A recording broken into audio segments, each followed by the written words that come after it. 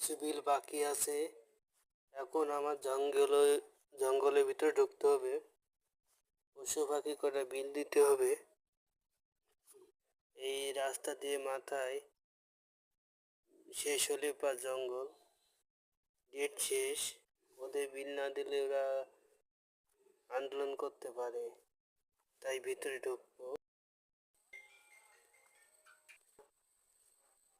কে কোথায় আছে এসে বিল নিয়ে যাও, আমি ভিতরে ঢুকবো না। বলা তো যায় না।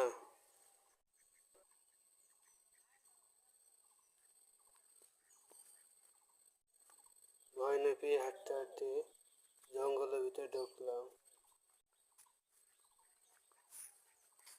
বিল তো দিতে হবে, নয়তো আমার চাকরি থাকবে না।